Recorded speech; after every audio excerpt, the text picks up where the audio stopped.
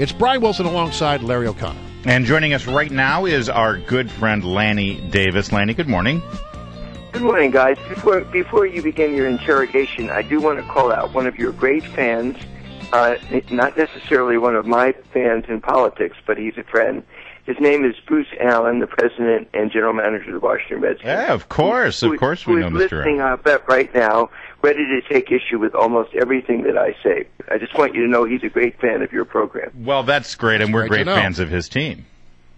Thanks for sharing that, Lanny. We should all get together and watch a game in Mr. Allen's box, we're great fans of his perhaps. team, the Redskins. Hail to the Redskins. All right, so Lanny, let me ask you. We'll get into the Hillary stuff in a minute. I want to ask you, as a former White House counsel, I know that you watch daily events here in the Beltway, and this IRS scandal, the president says that there's not a smidgen of corruption here, no wrongdoing. We've been told by the White House it was just these two rogue IRS agents in Cincinnati. As we continue to see this develop, and you see the emails are now lost, missing, the hard drives crashed, the hard drives have been destroyed. You see this IRS commissioner seemingly, apparently, withholding information from Congress in the hearings and his performance before them. As a lawyer, as an honest broker in this town, Lanny, I know you like to maintain that reputation. Something smells here, don't you agree? Yes.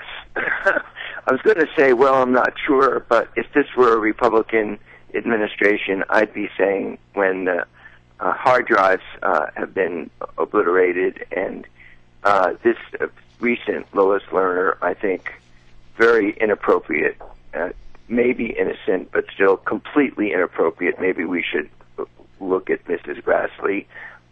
There's no Democrat that I know of that wouldn't be asking a Republican administration to conduct an independent investigation of how those hard drives, even if they say it's customary, how and why. And Ms. Lerner's taken the Fifth Amendment, that's her right, but there certainly ought to be some investigation beyond what we've seen, which is no evidence of intentional political targeting. But I would certainly, having said that, say yes, there ought to be another look at this by somebody that President Obama chooses to appoint who's independent, at least the Republicans would see as independent. I just want some clarity here, Lanny, and I appreciate I asked you the question because I had a hunch you'd give us that answer. Let me ask you this, though, and I think you've already answered it, but I want to be clear. Eric Holder, the Attorney General, has no intention. He's already said he doesn't see anything here. He's not going to investigate it. Are you calling for the president to appoint a special prosecutor? No, I hate those monsters since the Republicans suffered from Democrats appointing them. Well, then what did you mean by somebody independently to look at? Why do we need someone independently? Why can't the Attorney General do it? Well, I trust the Justice Department to appoint an independent counsel who's reporting to the Attorney General, and I trust the independence of that individual. We've seen that in a number of prosecutions, including the Scooter Libby prosecution, which was not as independent of justice as the monster that we Democrats created in the late 1970s. But there should be a special counsel. That's really the term. That Scooter Libby's Mr. Fitzgerald was a special counsel and acted independently. That's Got it. Thank you, Lanny. You mentioned briefly, and our audience may not be up to speed on this latest development with Lois Lerner. Lois Lerner accidentally got an invitation that was supposed to go to Senator Chuck Grassley and vice versa. And when Lois Lerner looked at the invitation, she thought it was inappropriate that the organization that had invited him to this event had offered to pay for his wife's attendance. And she said, what we need to do is perhaps report him to the IRS and have him investigated. Many people are looking at this and saying, look, this was just her mindset. Her mindset was, if it's a Republican, let's go after them. Well, we don't know that whether she's ever had emails regarding Democrats, and that's the problem with non-transparency. It's quite possible that if we had all those emails, that Ms. Lerner would have had some emails about Democrats. I really doubt it. Now that I look at a mindset that would write such an email, it was completely almost yucky to read what she wrote. Maybe she had a tongue-in-cheek, who the heck knows, but if that were known to her superior, she should have been fired.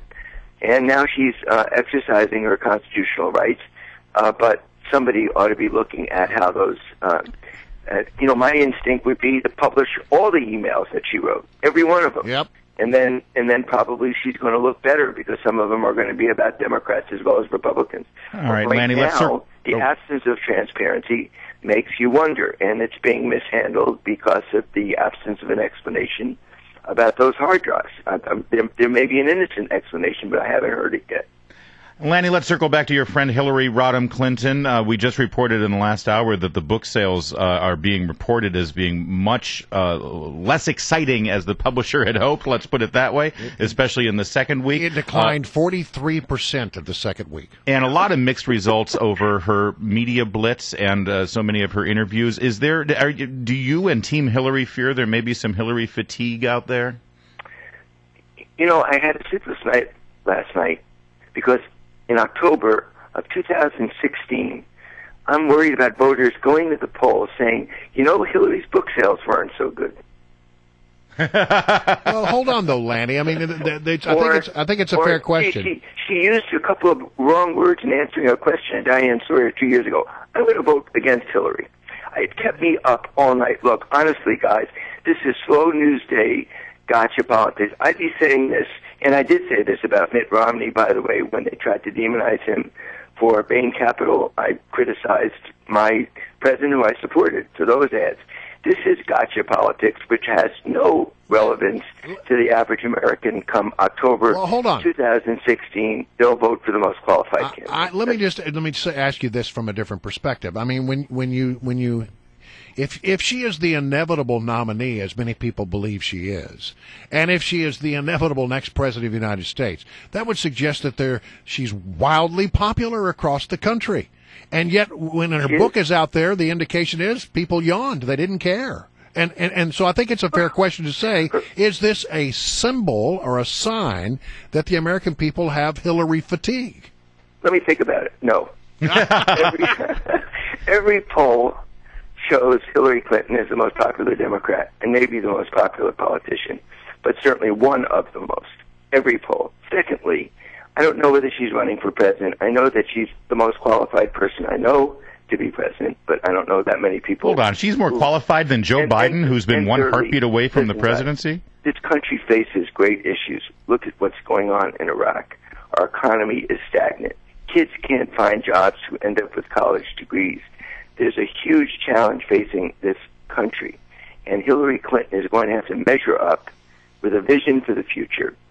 And I hope she is opposed by a really good Republican, so we have a debate about our future. Wow. All right, Lanny. All this little stuff about book sales, I promise you we won't be.